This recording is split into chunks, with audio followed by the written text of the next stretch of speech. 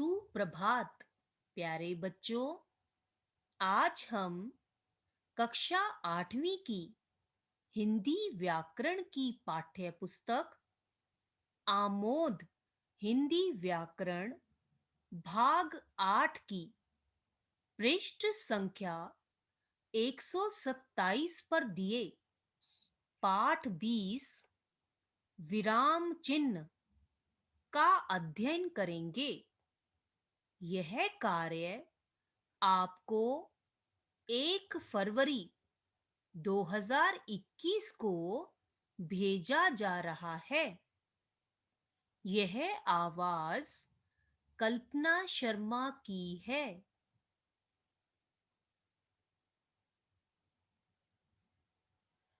प्यारे बच्चों, आज हम विराम चिन्ह पर चर्चा करने जा रहे हैं। आप सभी अपनी अपनी व्याकरण की पुस्तक एवं व्याकरण की उत्तर पुस्तिका निकाल लें और पढ़ने के लिए तैयार हो जाएं। मैं पाठ के बीच-बीच में आपसे कुछ प्रश्न पूछूंगी। प्रश्न सुनकर आप अपनी ऑडियो को 3 मिनट के लिए विराम देंगे तथा पूछे गए प्रश्नों के उत्तर लिखेंगे। उन प्रश्नों के उत्तर देने के लिए आपका ध्यान विषय की ओर केंद्रित रहना आवश्यक है। आशा करती हूं कि आप सभी अपनी अपनी पुस्तक एवं उत्तर पुस्तिका खोलकर बैठ गए हैं और पढ़ने के लिए पूरी तरह से तैयार हैं।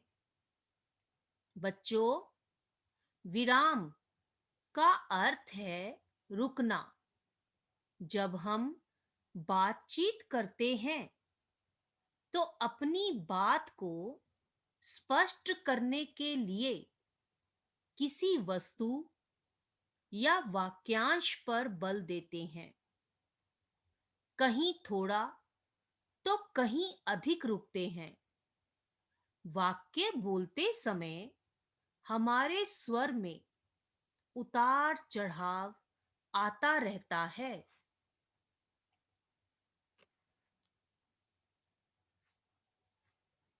इससे अभिव्यक्ति सहज तथा प्रभावशाली बनती है। लिखते समय स्वर के उतार चढ़ाव और रुकावट को प्रकट करने के लिए कुछ चिन्ह लगाए जाते हैं। इन्हें विराम चिन्ह कहते हैं। निम्नलिखित उदाहरणों को ध्यान से देखिए। पहली उदाहरण है रोको, मत आने दो। रोको मत, आने दो। दूसरी उदाहरण है ठहरो, मत जाओ। ठहरो मत, जाओ। इन उदाहरणों में वाक्य के अर्थ अलग-अलग हैं। पहली उदाहरण के पहले वाक्य में अल्प विराम आने वाले को रोकने का संदेश दे रहा है। दूसरे वाक्य में अल्प विराम आने वाले को न रोकने का संदेश दे रहा है। अर्थ में यह अंतर अल्प विराम के स्थान बदल देने से आ गया है। इसी प्रकार दूसरी उदाहरण के पहले वाक्य में ठहरने को कहा गया है। और जाने से रोका गया है। दूसरे वाक्य में ठहरने से रोका गया है और जाने को कहा गया है। यहाँ भी अर्थ में परिवर्तन अल्प विराम का स्थान बदल देने से आ गया है। निम्नलिखित उदाहरणों को भी ध्यान से देखिए। वह आज आएगा। दूसरी उदाहरण है, वह आज आएगा। तीसरी उदाहरण है, वह आ जाएगा। ये तीनों वाक्य देखने में एक जैसे हैं, लेकिन इनमें अर्थ भेद है। पहला वाक्य साधारण कथन है। दूसरा वाक्य प्रश्नवाचक है तथा तीसरा वाक्य विस्मयादि बोधक है। अर्थ का यह अंतर विभिन्न विराम चिन्हों का प्रयोग होने के कारण हो गया है। अतः भाषा लेखन के समय प्रयुक्त संकेत चिन्हों को विराम चिन्ह कहते हैं। इन चिन्हों को वाक्य के अंत में, वाक्य के मध्य में, किसी के मौलिक शब्दों पर विवरण के लिए और अनेक संकेतों के लिए व्याकरण के नियमानुसार प्रयोग में लाया जाता है। हिंदी में प्रयुक्त होने वाले विराम चिन्ह हैं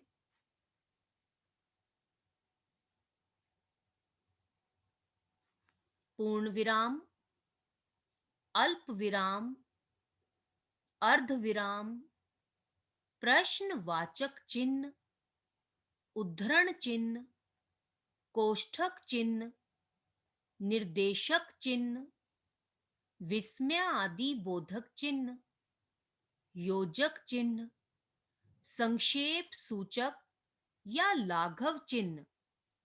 आइए इन्हें विस्तार से जानते हैं।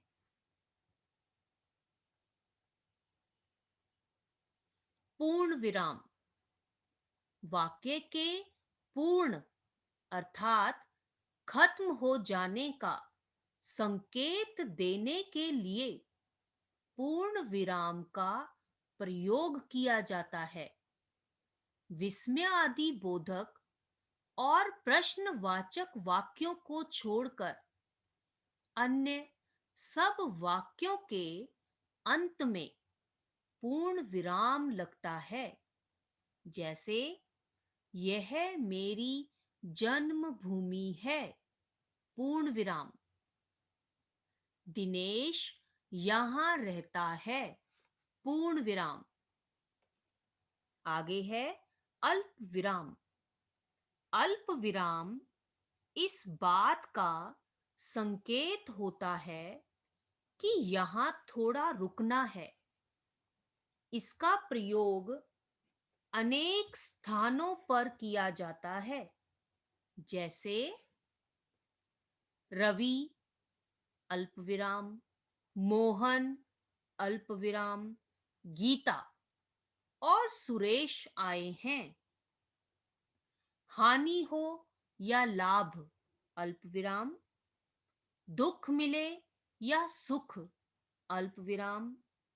हमें हर स्थिति में साथ रहना चाहिए।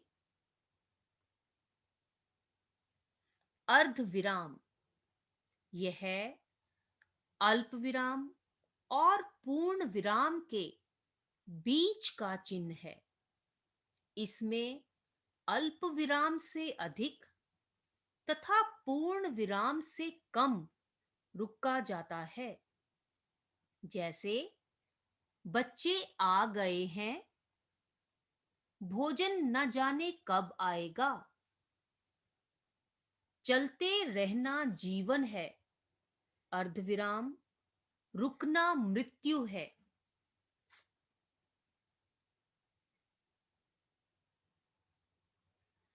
प्रश्नवाचक चिन्ह।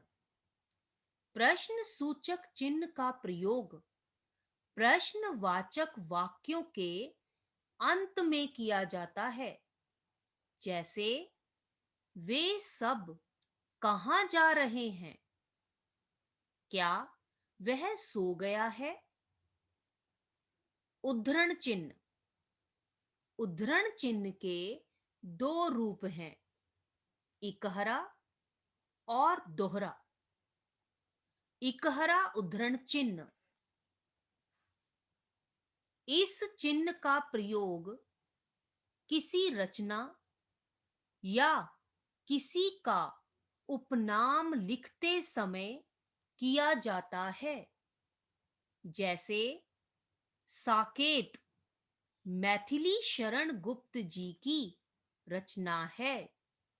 इस वाक्य में साकेत में इकहरा उद्धरण चिन्ह का प्रयोग हुआ है। इसी प्रकार श्री रामधारी सिंह दिनकर हमारे राष्ट्र कवि थे। दिनकर शब्द में इकहरा उद्धरण चिन्ह का प्रयोग हुआ है। आगे है दोहरे उद्धरण चिन्ह।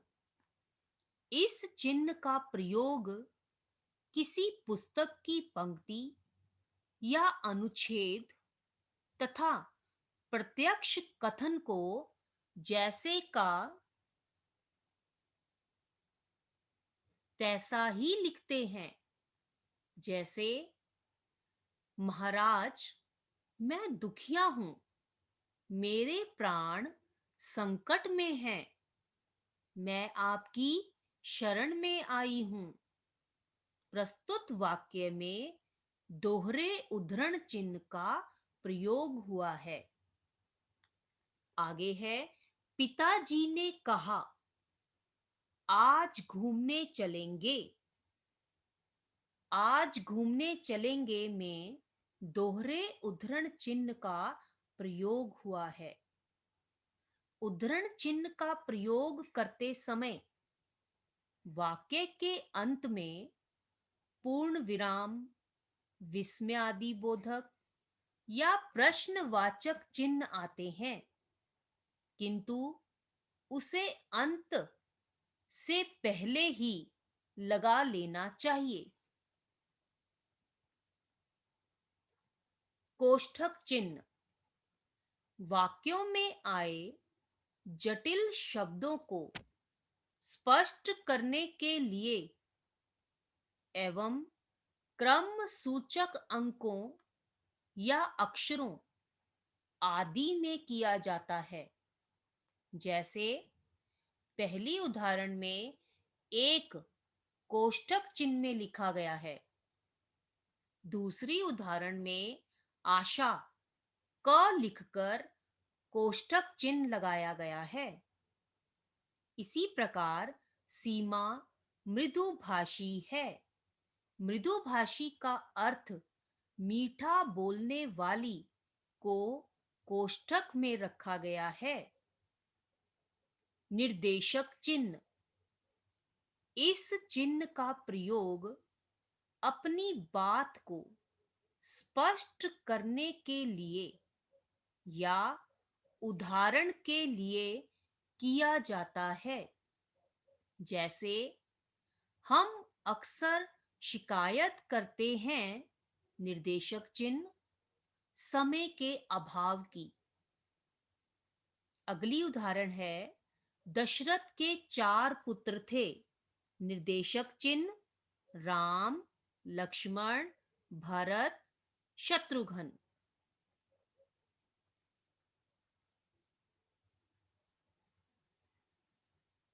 विस्मय आदि बोधक चिन्ह। विस्मय, हर्ष, शोक, घृणा आदि भावों तथा संबोधन के लिए इस चिन्ह का प्रयोग किया जाता है। जैसे नेहा, लंबी कूद जीतकर तुमने कमाल कर दिया। वाह, कितना सुंदर बालक है। बेटा, जिद मत करो। इन उदाहरणों में नेहा, वाह और बेटा के बाद विस्मय आदि बोधक चिन्ह का प्रयोग किया गया है। योजक चिन्ह।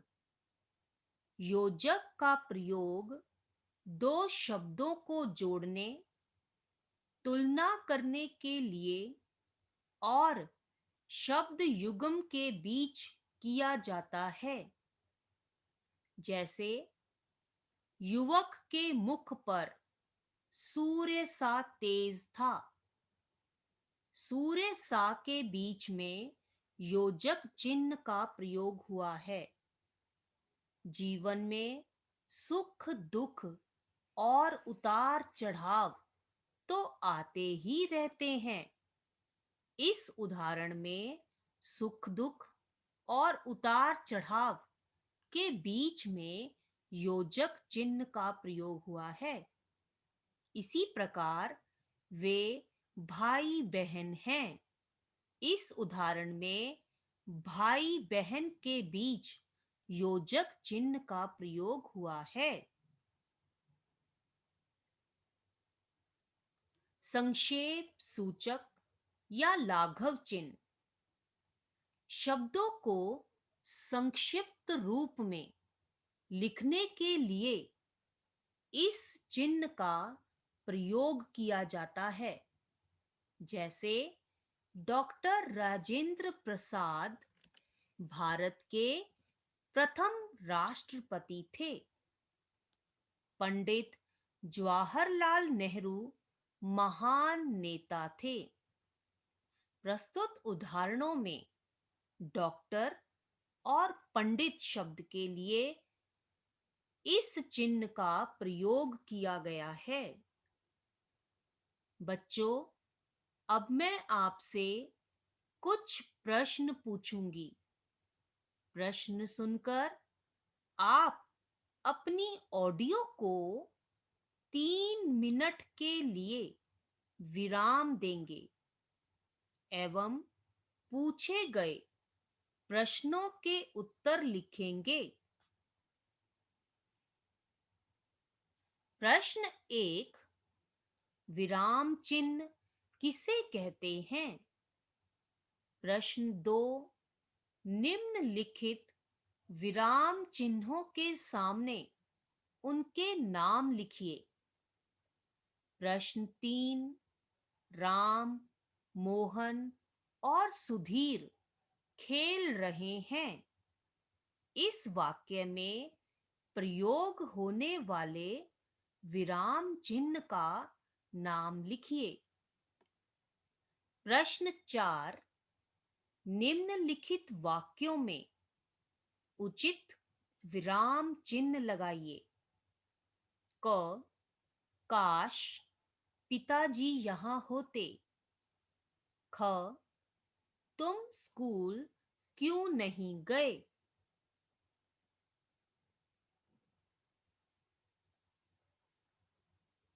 बच्चों, विराम का समय अब समाप्त हो चुका है। आशा है कि आपने उपर्युक्त प्रश्नों के उत्तर लिख लिए होंगे। पूछे गए प्रश्नों के उत्तर इस प्रकार हैं। उत्तर 1, भाषा के लिखित रूप में विराम लेने के लिए विशेष चिन्ह निर्धारित किए गए हैं। इन्हीं चिन्हों को विराम चिन्ह कहते हैं। उत्तर 2, निम्नलिखित विराम चिन्हों के सामने उनके नाम लिखिए। क, विस्मय आदि बोधक चिन्ह। ख, प्रश्न सूचक चिन्ह। उत्तर 3, राम, मोहन और सुधीर खेल रहे हैं। इस वाक्य में अल्प विराम का प्रयोग हुआ है। उत्तर 4, निम्नलिखित वाक्यों में उचित विराम चिन्ह लगाइए। क, काश, विस्मय आदि बोधक चिन्ह। पिताजी यहाँ होते, पूर्ण विराम। ख, तुम स्कूल क्यों नहीं गए, प्रश्न सूचक चिन्ह। बच्चों, आज हम अपने इस कार्य को यहीं समाप्त करते हैं। आशा है कि आपने विराम चिन्हों को भली भांति समझ लिया होगा। अब मैं आपको गृह कार्य दे रही हूं। इस कार्य को आप अपनी अपनी व्याकरण की उत्तर पुस्तिका में लिखेंगे। निम्नलिखित वाक्यों में उचित विराम चिन्ह का प्रयोग करके वाक्य पुनः लिखिए। 1, तुम कब आए। 2, वाह, सचिन का जवाब नहीं। 3, आज हम दाल भात खाएंगे। 4, महात्मा गांधी बापू के नाम से जाने जाते हैं।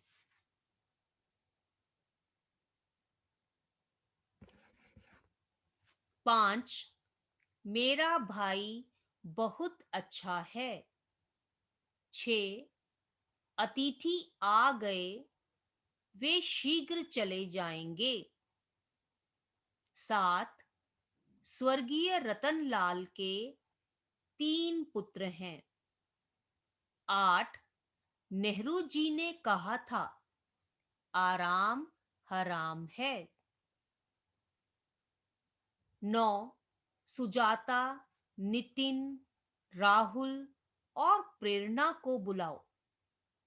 10, शेक्सपियर अंग्रेजी के महान कवि को कौन नहीं जानता। 11, वे बच्चों से स्वभाव के हैं। 12, तुषार, तुम कहाँ जा रहे हो। बच्चों, इस कार्य के साथ ही आपको वाक्य संबंधी अशुद्धि शोधन भी गृह कार्य में करने के लिए दिए जा रहे हैं। आप इन्हें इसी प्रकार अपनी अपनी उत्तर पुस्तिका में लिखेंगे। धन्यवाद।